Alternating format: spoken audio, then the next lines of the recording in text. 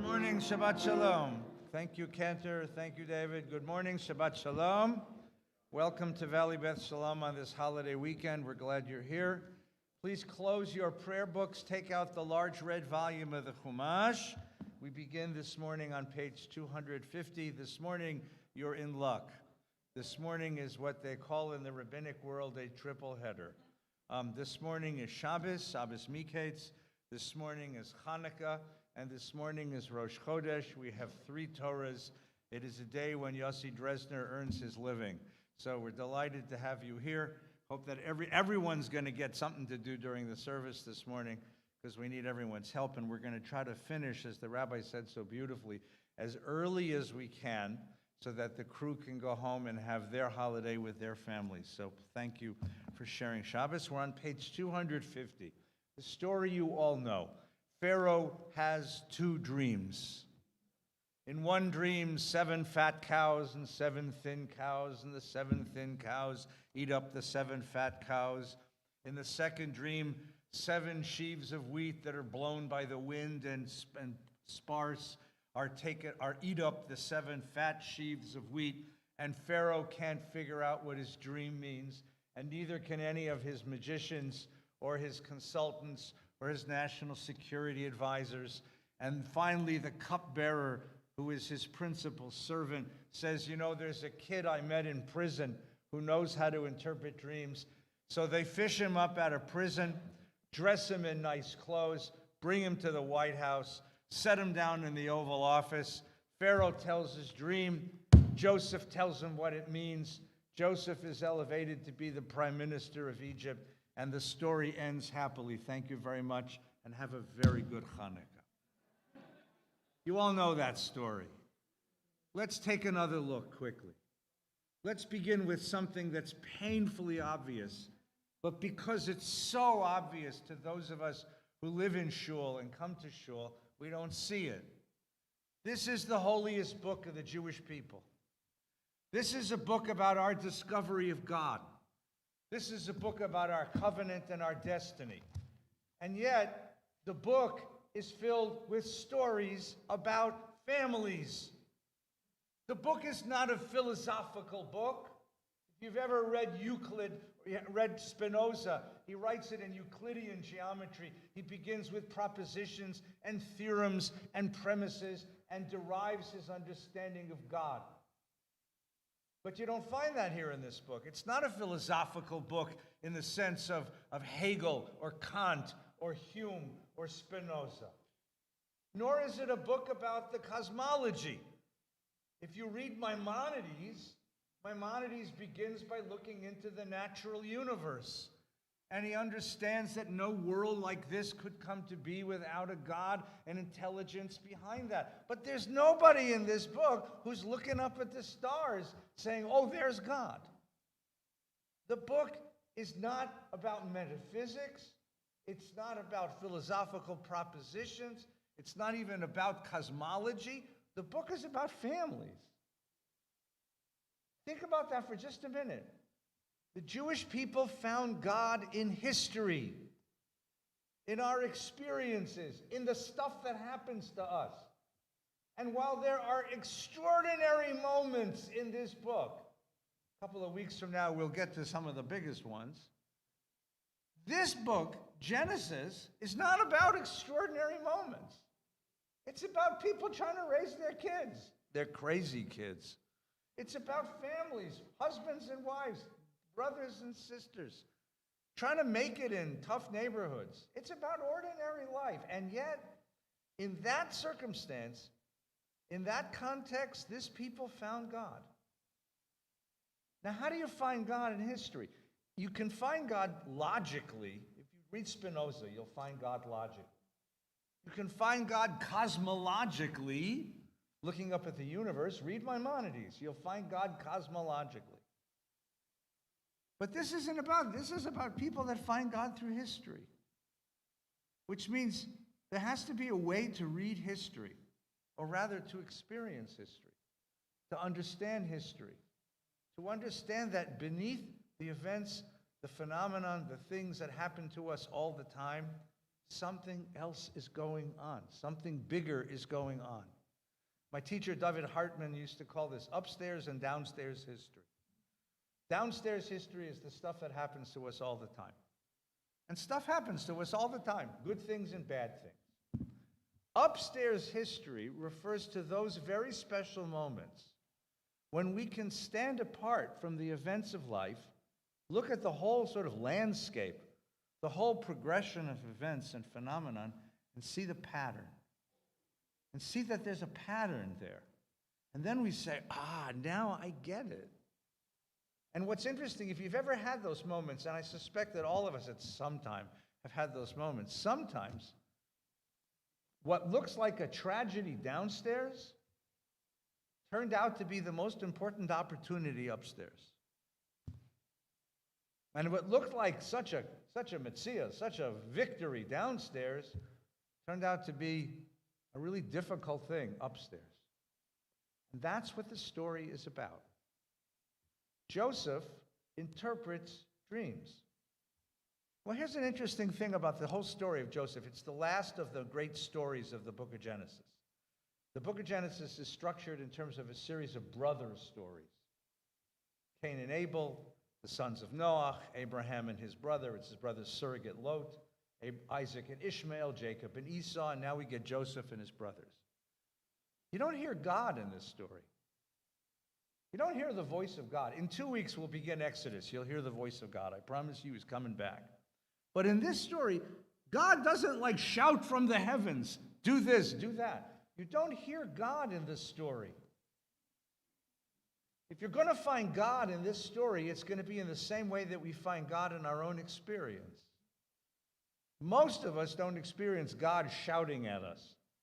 And if we do, Dr. Skolnick is here and he'll talk to you.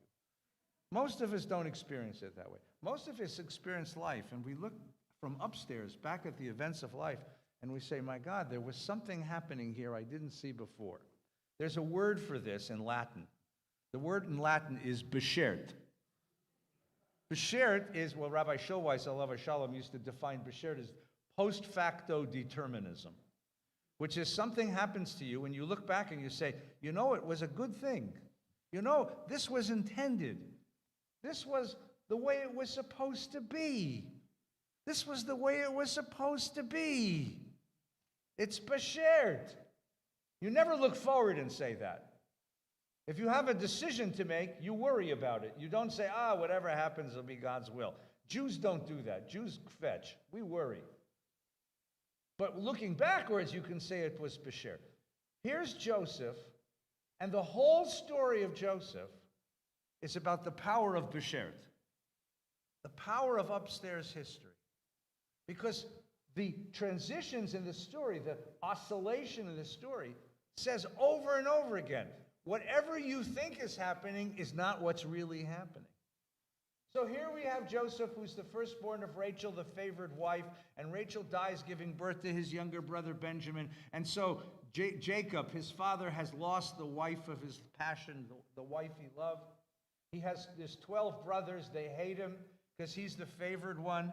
And he gets a Technicolor dream coat. That's a good thing, right? Getting a Technicolor dream coat. No, that's a terrible thing. Because now his brothers can see him. Wherever they go, they see his favoritism. And they hate him. Oh, that's terrible. They hate him. No. That's wonderful. Because that's going to be the driving dynamic of the story. Jacob sends his son Joseph to go figure out what's going on with the brothers. Oh, that's great. No, that's wonderful. Why would he send the one they hate go find and tattle on them?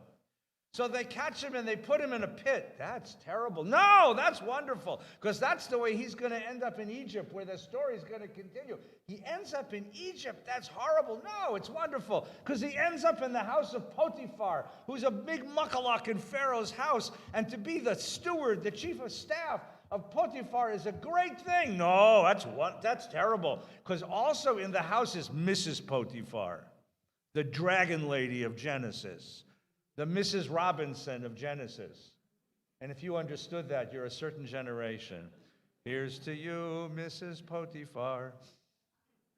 Mrs. Potiphar tries to seduce the young Joseph.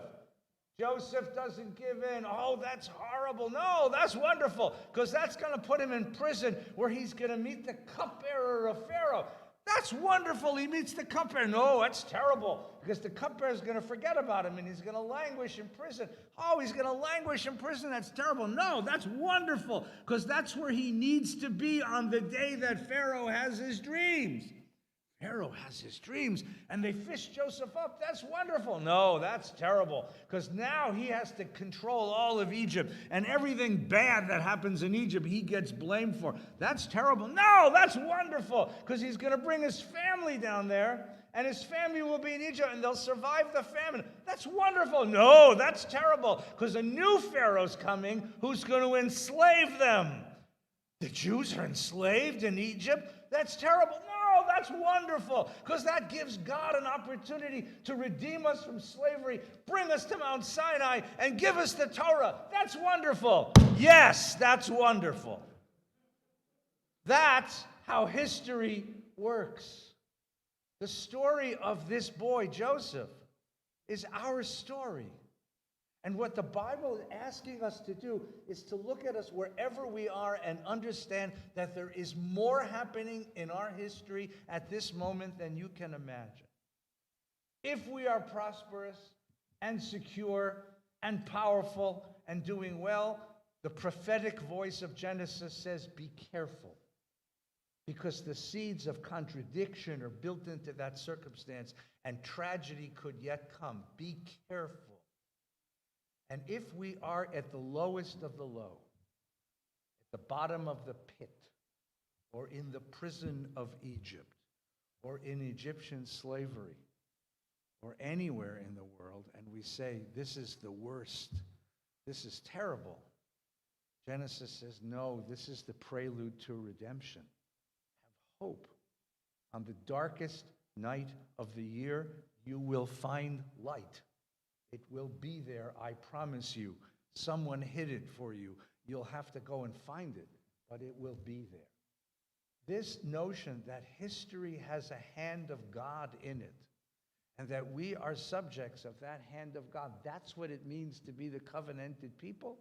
That's the deeper meaning of the story of Joseph. One more point. So Pharaoh has these two dreams, right? Fat cows and thin cows. If you saw the play, it's the best scene in the play. Pharaoh turns out to be the king, which he plays Elvis Presley. And the Hartumim, the magicians of Egypt, can't figure it out. First of all, that's odd, because Egypt was the world capital of magic. And those dreams don't seem to be too hard to figure out. But that's what the story really is about. You see, there's one more piece of this. Not only is it about living through history and understanding history and seeing your proper place in history, but there's one more piece to this. It wasn't that the Hartumim, it wasn't that the magicians of Pharaoh couldn't figure out the dream. Anybody could figure out the dream. 7 good years, 7 bad years. How hard is that? Frankly, that was normal. That's what we call the normal cycle of economic development. Economies have cycles. We're about to go through one, right? We had many years of prosperity. Now we're going to have a little recession. Inflation precedes a recession. Recession cures the inflation. And then we go back to being prosperous again. This is called that wasn't the hard part. The hard part is what Joseph said next. What did Joseph say to Pharaoh next? He said, what? He said, you can do something about this. That was the revolution of Joseph. You are not solely a passive victim of your history. You can do something about this. You don't just have to sit and suffer through this. You can do something about this. That quality of activism, of energy, of possibility, the idea that, yes, your history is in the hand of God, but you're not totally passive in this. It's not a mistake and it's not an accident that you read this during Hanukkah. Because what is Hanukkah's story about? It's about a guy named Mattathias who said, I'm not going to watch this happen and not do anything. I'm not going to wait for God to create a miracle. Even the Judah Maccabee story, which is what the rabbis came up with 300 years after the Maccabees. The story wasn't that they couldn't find any oil and the menorah magically lit up. What's the story? That they found what? How much? They found enough for one night. And they lit it, and then what happened? So my teacher, and when I was a kid in Cheder, we used to have European teachers. He'd say, boys, a klotz kasha, a very serious theological question. If you had enough oil for one night, but the oil lasted 8 nights, how many nights was the miracle? 7. So if the miracle was only 7 nights, how come you light 8 nights for Hanukkah? Whoever gets the answer gets a candy bar and gets to go to recess. So what's the answer? No. The answer is, what was the miracle on the first night? The miracle on the first night is they didn't lie down and say, well, there's nothing we can do. The miracle on the first night was that, well, game's over. The miracle on the first night wasn't that they gave in to their fate and destiny and said there's nothing that can happen. The miracle on the first night was that they poured it into the menorah, they poured it into the candelabrum, and they lit it up. The miracle is they said, we will not stand for the status quo. We were not passively trapped by a set of circumstances we can't do anything about. That's not our faith.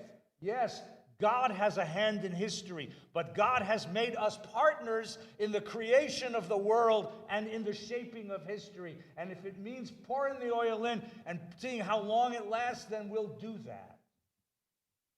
If it means creating warehouses and feeding the world, we'll do that.